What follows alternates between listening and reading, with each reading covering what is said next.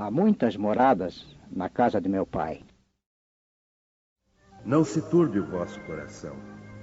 Crede em Deus. Crede também em mim. Há muitas moradas na casa de meu pai. Se assim não fosse, eu vou-lhe teria dito. Pois vou preparar-vos o lugar. E depois que eu me for e vos aparelhar o lugar, virei outra vez e tomar-vos-ei para mim, para que lá onde estiver, estejais vós também.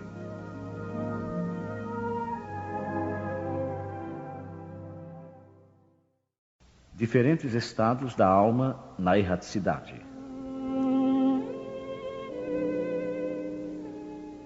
A casa do Pai é o universo.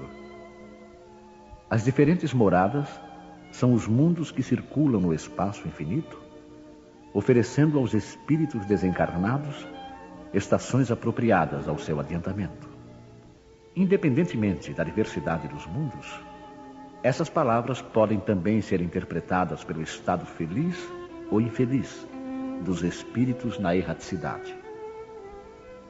Conforme for ele mais ou menos puro e liberto das atrações materiais, o meio em que estiver, o aspecto das coisas, as sensações que experimentar, as percepções que possuir, tudo isso varia ao infinito. Enquanto uns, por exemplo, não podem afastar-se do meio em que viveram, outros se elevam e percorrem o espaço e os mundos. Enquanto certos espíritos culpados erram nas trevas, os felizes gozam de uma luz resplandecente e do sublime espetáculo do infinito.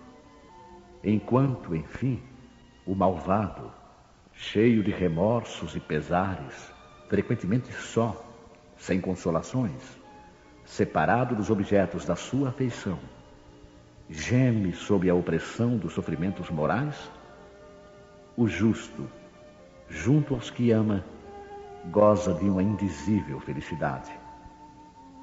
Essas também são, portanto, diferentes moradas, embora não localizadas nem circunscritas.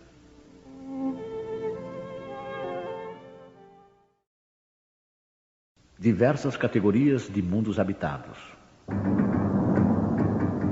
Do ensinamento dado pelos espíritos, resulta que os diversos mundos possuem condições muito diferentes uns dos outros, quanto ao grau de adiantamento ou de inferioridade dos seus habitantes. Dentre eles, há os que são ainda inferiores à Terra, física e moralmente. Outros estão no mesmo grau. E outros lhe são mais ou menos superiores em todos os sentidos. Nos mundos inferiores, a existência é toda material. As paixões reinam soberanas. A vida moral quase não existe. À medida que esta se desenvolve, a influência da matéria diminui, de maneira que nos mundos mais avançados, a vida é, por assim dizer, toda espiritual. Nos mundos intermediários, o bem e o mal se misturam, e um predomina sobre o outro, segundo o grau de adiantamento em que se encontrarem. Embora não possamos fazer uma classificação absoluta dos diversos mundos, podemos, pelo menos, considerando o seu estado e o seu destino, com base nos seus aspectos mais destacados, dividi-los assim, de um modo geral. Mundos primitivos, onde se verificam as primeiras encarnações da alma humana. Mundos de expiação e de provas, em que o mal predomina. Mundos regeneradores, onde as almas que ainda têm o que expiar adquirem novas forças, repousando das fadigas da luta. Mundos felizes, onde o bem supera o mal. Mundos celestes ou divinos, morada dos espíritos purificados, onde o bem reina sem mistura. A Terra pertence à categoria dos mundos de expiações e de provas, e é por isso que nela o homem está exposto a tantas misérias. Os espíritos encarnados no mundo não estão ligados a ele indefinidamente, e não passam nesse mundo por todas as fases do progresso que devem realizar para chegar à perfeição. Quando atingem o grau de adiantamento necessário, passam para outro mundo mais adiantado, e assim sucessivamente, até chegarem ao estado de espíritos puros. Os mundos são as estações em que eles encontram os elementos de progresso proporcionais ao seu adiantamento.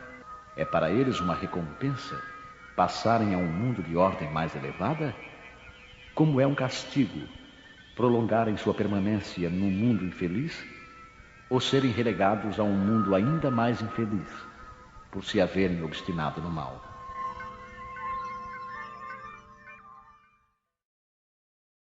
Destino da Terra e causas das misérias humanas. Admira-se de haver na Terra tantas maldades e tantas paixões inferiores, tantas misérias e enfermidades de toda sorte, concluindo-se que miserável coisa é a espécie humana. Esse julgamento decorre de uma visão estreita, que dá uma falsa ideia do conjunto. É necessário considerar que toda a humanidade não se encontra na Terra, mas apenas uma pequena fração dela.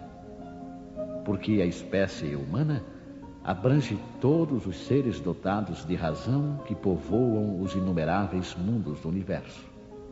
Ora, o que seria a população da Terra diante da população total desses mundos? Bem menos que a de um lugarejo em relação à de um grande império.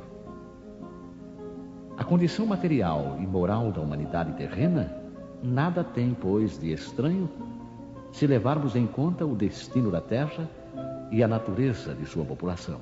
Faríamos uma ideia muito falsa da população de uma grande cidade se a julgássemos pelos moradores dos bairros mais pobres e sórdidos. Num hospital, só vemos doentes e estropiados.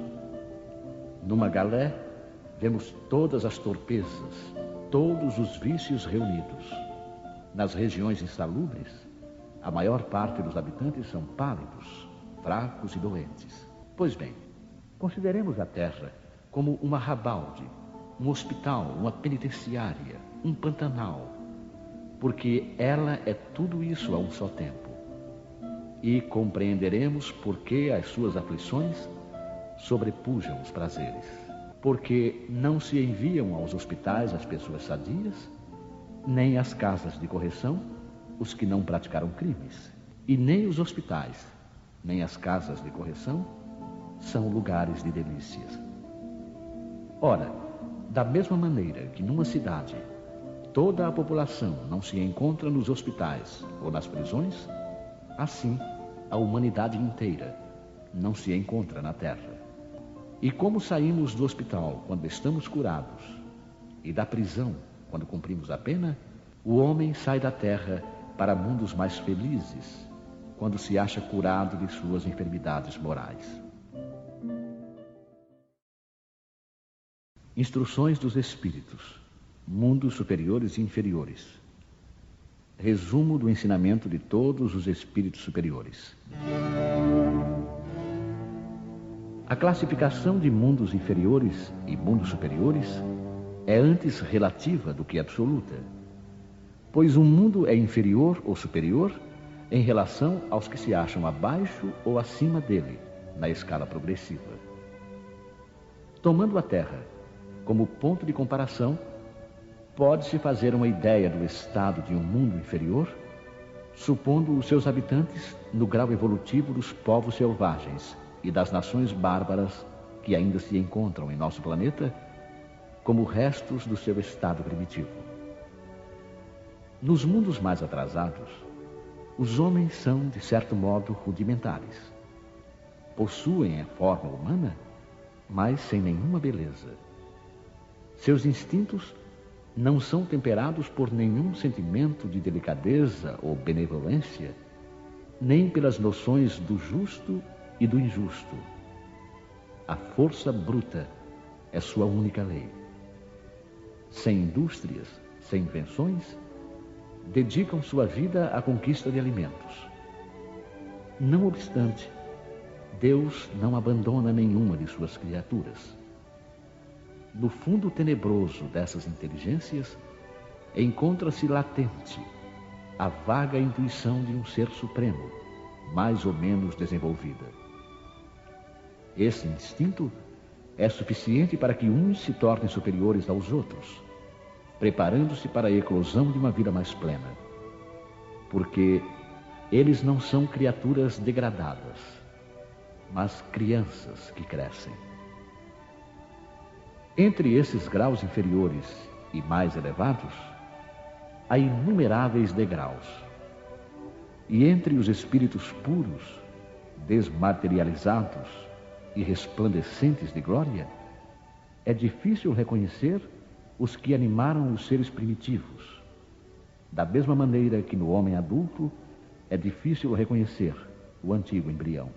Nos mundos que atingiram um grau superior de evolução, as condições da vida moral e material são muito diferentes das que encontramos na Terra.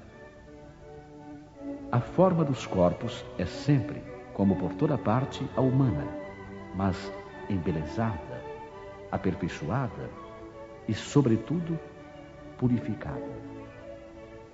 O corpo nada tem da materialidade terrena e não está, por isso mesmo, sujeito às necessidades, às doenças e às deteriorações decorrentes do predomínio da matéria. Os sentidos, mais sutis, têm percepções que a grosseria dos nossos órgãos sufoca.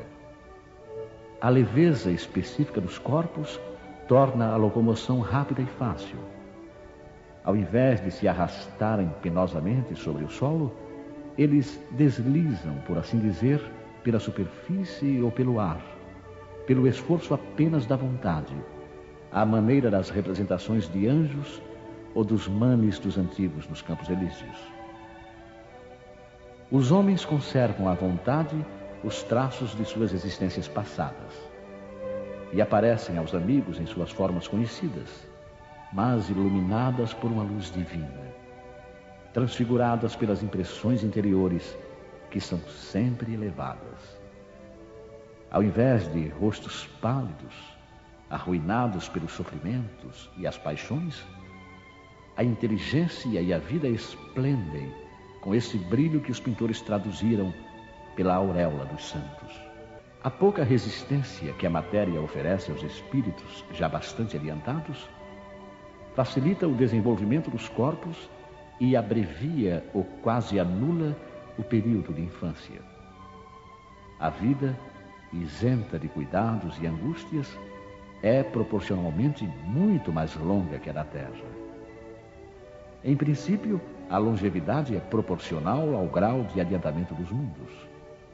A morte não tem nenhum dos horrores da decomposição e, longe de ser um motivo de pavor, é considerada como uma transformação feliz, pois não existem dúvidas quanto ao futuro. Durante a vida, não estando a alma encerrada numa matéria compacta, irradia e goza de uma lucidez que a deixa num estado quase permanente de emancipação, permitindo a livre transmissão do pensamento. Nos mundos felizes, as relações de povo para povo, sempre amigáveis, jamais são perturbadas pelas ambições de dominação e pelas guerras que lhes são consequentes. Não existem senhores nem escravos, nem privilegiados de nascimento. Só a superioridade moral e intelectual determina as diferentes condições e confere a supremacia. A autoridade é sempre respeitada, porque decorre unicamente do mérito e se exerce sempre com justiça. O homem não procura elevar-se sobre o seu semelhante, mas sobre si mesmo, aperfeiçoando-se. Seu objetivo é atingir a classe dos espíritos puros. E esse desejo incessante não constitui um tormento, mas uma nobre ambição que o faz estudar com ardor para os igualar. Todos os sentimentos ternos e elevados da natureza humana apresentam-se engrandecidos e purificados.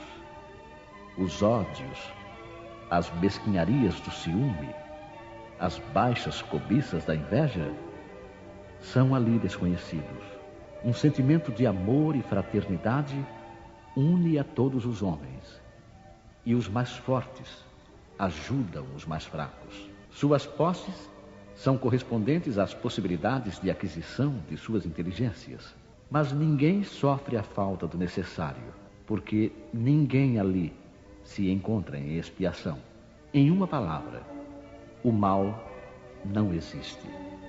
No vosso mundo, tendes necessidade do mal para sentir o bem, da noite para admirar a luz, da doença para apreciar a saúde. Lá, esses contrastes não são necessários. A eterna luz, a eterna bondade, a paz eterna da alma proporcionam uma alegria eterna que nem as angústias da vida material, nem os contatos dos maus que ali não têm acesso, poderiam perturbar. Eis o que o espírito humano só dificilmente compreende.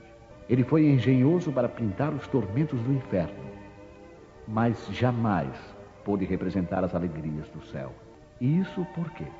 Porque, sendo inferior, só tem experimentado penas e misérias, e não pode entrever as claridades celestes. Ele não pode falar daquilo que não conhece. Mas à medida que se eleva e se purifica, o seu horizonte se alarga, e ele compreende o bem que está à sua frente, como compreendeu o mal que deixa para trás. Esses mundos afortunados, entretanto, não são mundos privilegiados, porque Deus não usa de parcialidade para nenhum de seus filhos. A todos concede os mesmos direitos e as mesmas facilidades para chegarem até lá. Fez que todos partissem do mesmo ponto, e não dota a uns mais do que aos outros. Os primeiros lugares são acessíveis a todos. Cabe-lhes conquistá-los pelo trabalho, atingi-los o mais cedo possível, ou abandonar-se durante séculos e séculos no meio da escória humana. Mundos de expiações e de provas, Santo Agostinho. Que vos direi que já não conheçais dos mundos de expiações, pois que basta considerar a terra que habitais. A superioridade da inteligência num grande número de seus habitantes indica que ela não é um mundo primitivo, destinado à encarnação de espíritos ainda mal saídos das mãos do Criador. Suas qualidades inatas são a prova de que já viveram e realizaram um certo progresso, mas também os numerosos vícios a que se inclinam são o indício de uma grande imperfeição moral. Eis porque Deus os colocou num mundo ingrato, para expiarem suas faltas através de um trabalho penoso e das misérias da vida, até que se façam merecedores de passar para um mundo mais feliz. Não obstante, não são todos os espíritos encarnados na Terra que se encontram em expiação. As raças que chamais selvagens constituem-se de espíritos apenas saídos da infância e que estão, por assim dizer, educando-se e desenvolvendo-se ao contato de espíritos mais avançados. Vêm a seguir as raças semicivilizadas, formadas por esses mesmos espíritos em progresso. Essas são, de algum modo, as raças indígenas da Terra, que se desenvolveram pouco a pouco através de longos períodos seculares, conseguindo algumas atingir a perfeição intelectual dos povos mais esclarecidos. Os espíritos em expiação aí estão, se assim nos podemos exprimir, como estrangeiros. Já viveram em outros mundos, dos quais foram excluídos por sua obstinação no mal, que os tornava causa de perturbação para os bons. Foram relegados por algum tempo entre os espíritos mais atrasados, tendo por missão fazê-los avançar, porque trazem uma inteligência desenvolvida e os germes dos conhecimentos adquiridos. É por isso que os espíritos punidos se encontram entre as raças mais inteligentes, pois são estas também as que sofrem mais amargamente as misérias da vida por possuírem maior sensibilidade e serem mais atingidas pelos atritos do que as raças primitivas, cujo senso moral é mais obtuso. A Terra nos oferece, pois, um dos tipos de mundos expiatórios em que as variedades são infinitas, mas têm por caráter comum servirem de lugar de exílio para os espíritos rebeldes à lei de Deus. Nesses mundos, os espíritos exilados têm de lutar, ao mesmo tempo, contra a perversidade dos homens e a inclemência da natureza, trabalho duplamente penoso que desenvolve a uma só vez as qualidades do coração e as da inteligência. É assim que Deus, na sua bondade, torna o próprio castigo proveitoso para o progresso do espírito.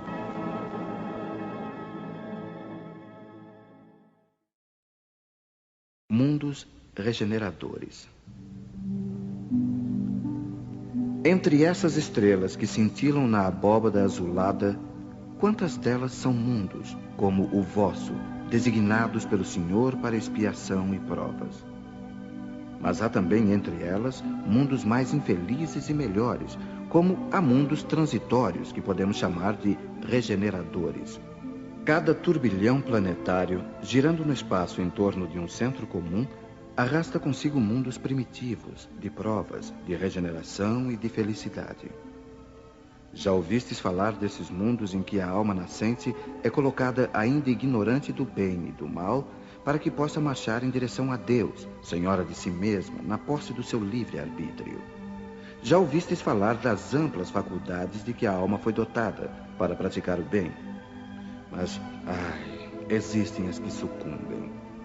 Então Deus, que não quer aniquilá-las, permite-lhes ir a esses mundos em que, de encarnações em encarnações, podem fazer-se novamente dignas da glória a que foram destinadas. Os mundos regeneradores servem de transição entre os mundos de expiação e os felizes. A alma que se arrepende, neles encontra a paz e o descanso, acabando por se purificar.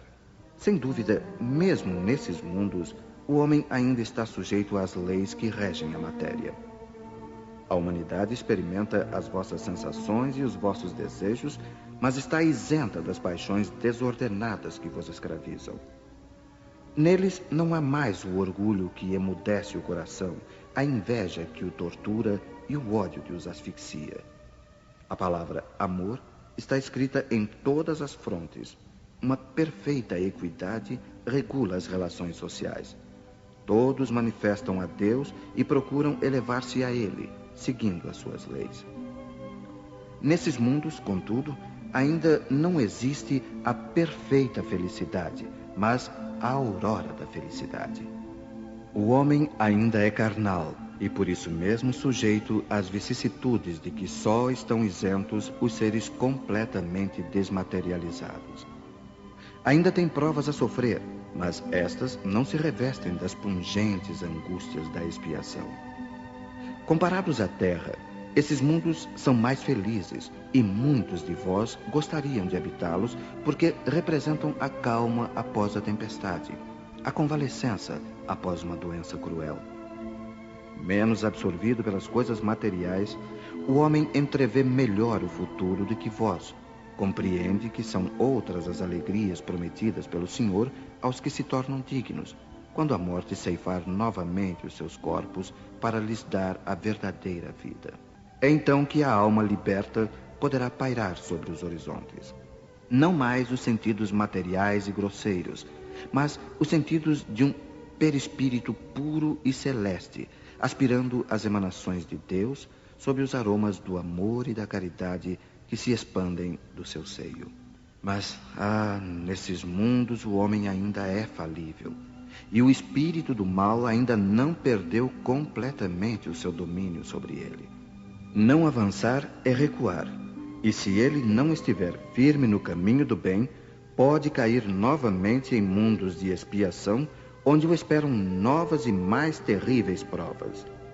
Contemplai, pois, durante a noite, na hora do repouso e da prece, essa abóbada azulada, e entre as inumeráveis esferas que brilham sobre as vossas cabeças, procurai as que levam a Deus, e pedi que o mundo regenerador vos abra o seu seio após a expiação na terra. Progressão dos mundos. O progresso é uma das leis da natureza. Todos os seres da criação, animados e inanimados, estão submetidos a ela pela bondade de Deus, que deseja que tudo se engrandeça e prospere. A própria destruição, que parece para os homens o fim das coisas, é apenas um meio de levá-las pela transformação a um estado mais perfeito, pois tudo morre para renascer e nada volta para o nada.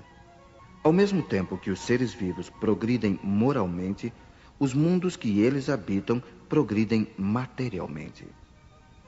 Quem pudesse seguir um mundo em suas diversas fases, desde o instante em que se aglomeraram os primeiros átomos da sua constituição, o veria percorrer uma escala incessantemente progressiva, mas em graus insensíveis para cada geração, e oferecer aos seus habitantes uma morada mais agradável, à medida que eles também avançam na senda do progresso.